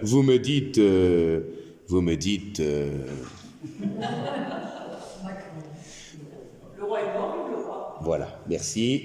Parce que je me suis dit, j'allais donner un exemple concret, et donc je ne voulais pas en plus me mettre à dos les orléanistes, parce que déjà, les bonapartistes, les adorateurs de Louis XVI, puis les orléanistes, ça fait peut-être beaucoup. Bon, donc oui, vous me dites Louis XX est mort, moi j'ai Louis XXI in the pocket. Là, ils n'ont absolument pas pensé à Napoléon II. Donc oui, d'une certaine manière, ça pouvait être un danger. Mais il semblerait qu'il n'ait eu pas du tout l'intention de mener une expédition militaire. Mais il était à la frontière et en capacité, en théorie, de le faire. Voilà. Au-delà de cette réponse, je ne peux pas être plus précis. Allez-y, parlez, parce que je ne vous verrai absolument pas lever la main, donc... L'assassinat du duc d'Enghien, il me semble que Chateaubriand dit que ce serait un piège tendu par Talleyrand à Napoléon pour le faire basculer du côté de la Révolution. C'est possible. Moi, je ne suis pas capable, sincèrement, autant sur les institutions, je peux vous répondre de manière certaine, autant sur cette affaire-là, je suis d'accord avec vous, c'est tout à fait une hypothèse défendable. Et en l'occurrence, alors le problème, c'est que c'est la réinterprétation a posteriori. En l'occurrence, c'est ce qui s'est passé. c'est qu'on lui a permis de devenir Napoléon Ier et que lui-même, d'une certaine manière, n'a plus cherché à s'acoquiner, je dirais, avec les Blancs. C'est-à-dire que pendant tout un temps, il considère dans le fond, par exemple, quand Cadoudal l'attaque, il ne comprend pas. Il a proposé à Cadoudal d'intégrer l'armée du consulat avec le grade de général. Il a fait la paix avec les catholiques. Et donc par conséquent, il est assez vraisemblable que il ne cherchait absolument pas au départ à vouloir s'opposer aux Blancs. La seule chose, c'est que ceux-ci ne le soutenant pas, considérant qu'il singeait les institutions et pas qu'il les représentait véritablement les institutions traditionnelles, parce qu'il ne faut quand même pas oublier qu'il devient consul à vie en 1802, hein. D'accord. La chronologie, il faut remettre tous les éléments en parallèle. Personne n'est dupe du fait que, alors on ne sait pas quand ça va arriver, ni quelle forme ça prendra, mais personne n'est dupe que lorsqu'il devient consul à vie, avec la possibilité par la Constitution de présenter son successeur, ite missa est, voilà, on sait bien que le régime va se transformer en autre chose. Donc, à partir de là, tout accord, je dirais, avec les Blancs paraît inimaginable. Et en revanche, il est certain que, par exemple, quand il était, quand il était allé dans des régions plutôt royalistes, on voyait en lui plutôt au départ quelqu'un qui serait capable d'être le monk français. Vous savez, Monk, c'est celui qui, après Cromwell, a permis la restauration de la monarchie. Charles Ier est décapité, Cromwell, et puis ensuite restauration. Bon, certains voyaient dans Bonaparte le Monk français et le potentiel, j'allais dire Premier ministre. On a eu des cas, des témoignages où la foule scandait et hurlait « Vive le roi, vive Bonaparte !» C'était pas pour dire que Bonaparte était le roi, c'était que Bonaparte pourrait être effectivement celui qui permettrait la restauration, puisqu'il avait d'une certaine manière mis fin à l'effervescence révolutionnaire, puisqu'il avait rétabli l'ordre, puisqu'il avait fait la paix avec les cathos. C'est la première chose qu'il fait, la paix avec les catholiques. Il est quand même intelligent, brillant. Il a une vision de l'État. Sincèrement, je pense que vous avez tous compris que je pense que philosophiquement il est moderne et que c'est pour cette raison-là que je ne l'apprécie pas, mais il est évidemment du niveau d'un chef d'État. Il a le niveau. Voilà. Bon, il a une vision politique avec une hiérarchie de choses à régler. Bon, je me suis éloigné très loin de la question pour répondre pour vous y répondre. Mais voilà. Donc, dans ces conditions-là, puisqu'il ne peut pas être le monk français, d'une certaine manière, il évolue vers ça. Est-ce qu'il a besoin que Talleyrand le fasse tomber dans un piège pour que de premier consul à vie, pouvant nommer son successeur, enfin présenter son successeur, il ait besoin d'assassiner ou de faire assassiner le duc d'Enghien pour basculer dans l'Empire? J'ai peur que ça soit tellement beau, si vous voulez, et que ça fonctionne tellement dans la chronologie, que ce soit de la reconstitution par la suite. Il n'empêche que, voilà, c'est possible. Ça vous va ma réponse?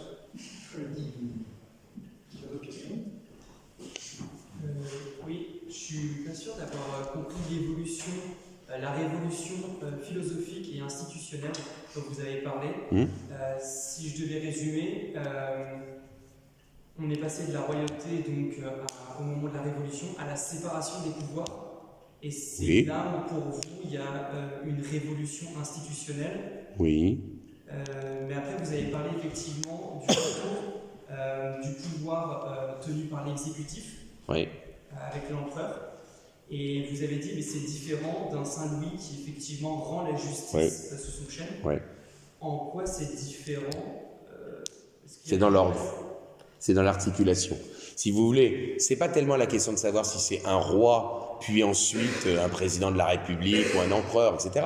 Ce qui est fondamental, à mon sens, c'est que la révolution, elle consiste à dire que celui qui exerce le pouvoir souverain, il a désormais pour fonction d'établir des règles qui ne sont plus tirées de l'ordre des choses.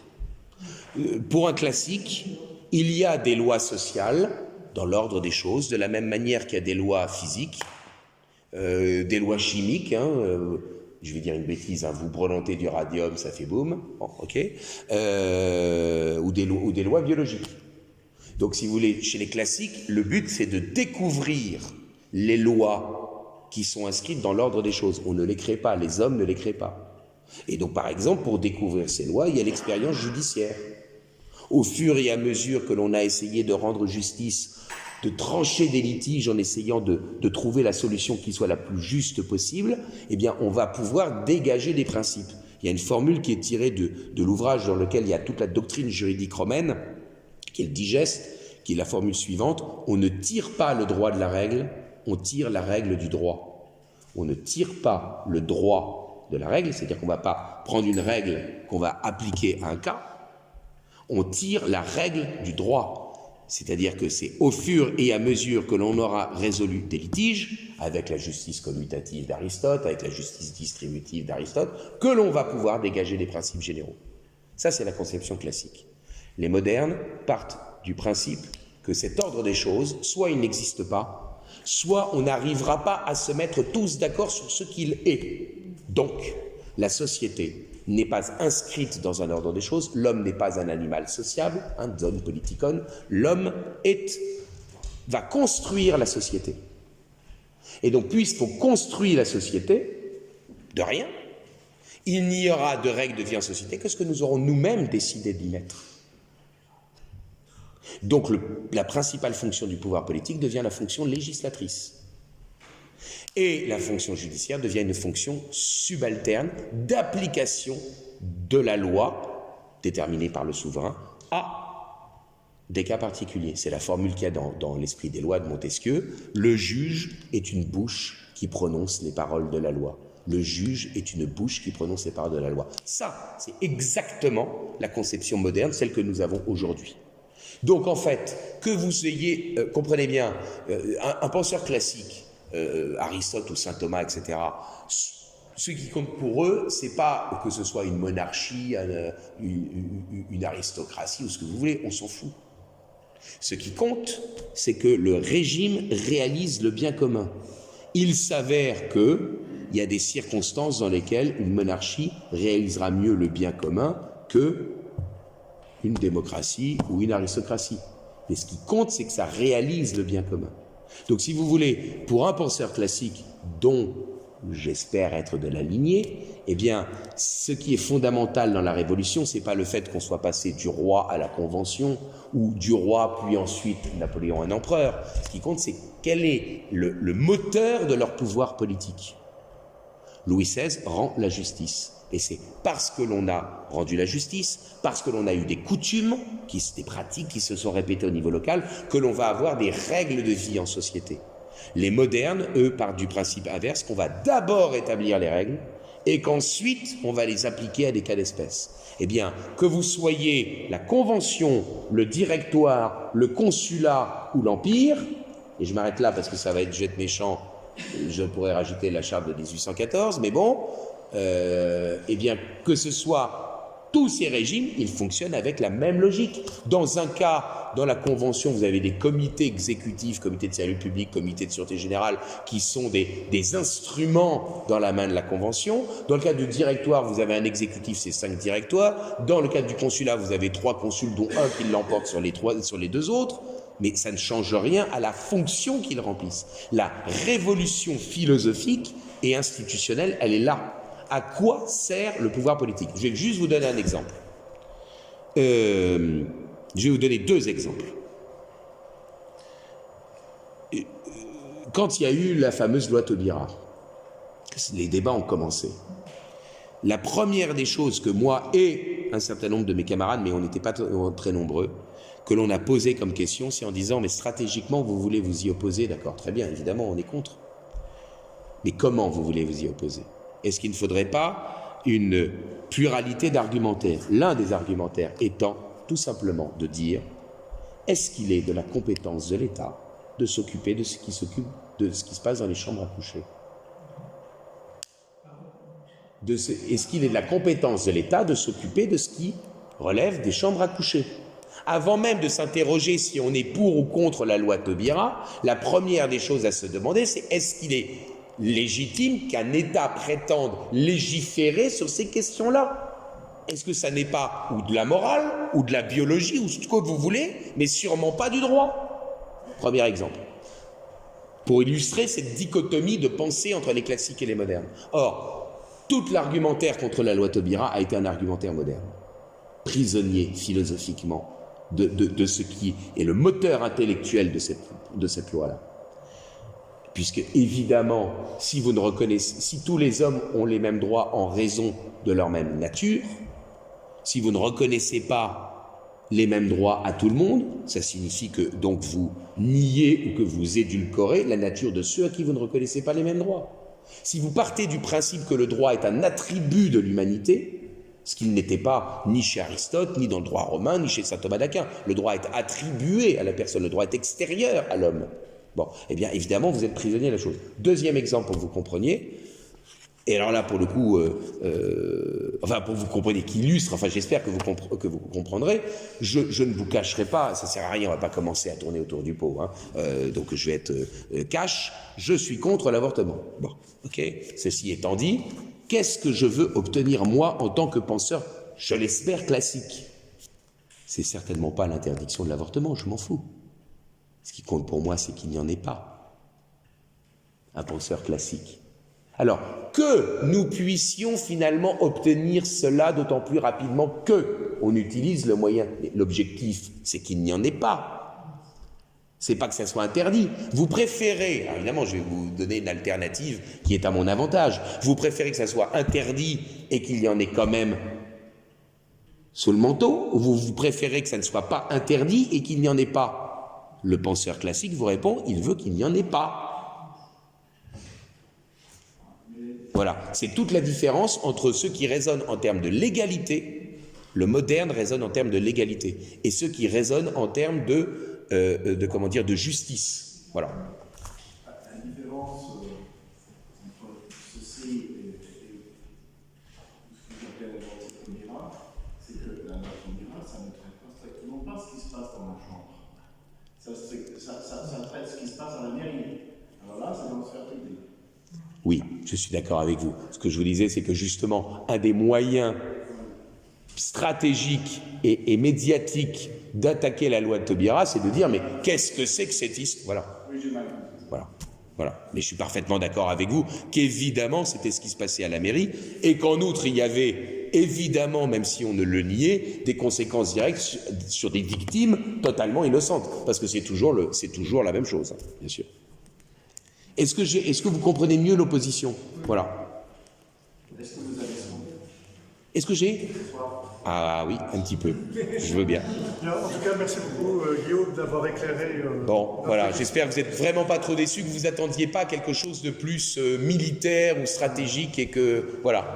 Au contraire, je ne m'attendais pas du tout à ce que vous alliez juste la disparition du Saint-Empire romain germanique, parce que c'est très intéressant de découvrir les suites de la culture. Alors pourquoi dit-on Saint-Empire romain germanique, puisque dit qu'il s'agit de l'Autriche? Non, parce qu'en fait, il s'avère qu'à partir du XVe siècle, celui qui a été systématiquement élu empereur, c'était quelqu'un de la maison de Habsbourg, c'était un Autrichien. Mais l'Empire était le Saint-Empire, il avait l'ambition d'être un Saint-Empire romain, d'être une rénovation de l'Empire romain. Il n'est devenu germanique, géographiquement parlant, qu'à partir du XVe siècle. Avant, parler du Saint-Empire romain germanique, c'est historiquement faux. Je veux dire, le fameux empereur Frédéric II il passe sa vie en Sicile. Donc, je veux dire, il n'est pas plus germanique, cet empire, que moi, je suis chinois. Donc, c'est faux de parler d'empire. Il ne se rétracte géographiquement qu'au XVe siècle, une fois, par exemple, que les territoires italiens aient quitté l'empire. D'accord? Donc, en fait, c'est un prince autrichien à partir du XVe siècle qui est élu empereur. Il est autrichien, mais il n'est pas que autrichien, parce que par exemple, celui qui est élu face à François Ier en 1519, c'est Charles Ier d'Espagne. D'accord? Qui est autrichien par son père, n'est-ce pas, par Maximilien de Habsbourg. Bon, par son grand-père, pardon, Maximilien de Habsbourg. Et donc, et il est élu empereur en 1519. Voilà. Mais ils sont empereurs en ayant eux-mêmes des territoires personnels, si je dis, enfin pas personnels, des territoires sur lesquels ils règnent en tant que princes héréditaires, et ils sont à la tête d'un ensemble géopolitique qui s'est constitué en 962 à l'instigation, il faut quand même bien le dire, de la papauté qui voulait une rénovation de l'Empire romain en Occident. Et avec évidemment ce summum qui arrive aux alentours de l'an 1000, quand Othon III monte sur le trône. Othon III qui monte sur le trône vers l'an 1000, qui c'est? C'est le fils d'Othon II, qui a épousé soit la fille, il y a un doute, soit la fille, soit la nièce de l'empereur de Constantinople. C'est-à-dire que Othon III, il est le fils de l'empereur romain d'Occident et le petit-fils ou le petit-neveu de l'empereur romain d'Orient. Et son ancien précepteur s'appelait Gerbert d'Aurillac. Il est devenu pape sous le nom de Sylvestre II, puisque il a pris ce nom-là parce que Sylvestre, c'était le nom du pape à l'époque de Constantin, de l'empereur romain Constantin. Donc il y a une obsession, comment dire, pour la rénovation de l'Empire romain, la continuation de l'Empire romain, qui est absolument gigantesque et certaine, quoi. Je ne sais pas si j'ai répondu à... Oui, voilà, c'est ça, j'ai répondu. On sent la passion des institutions.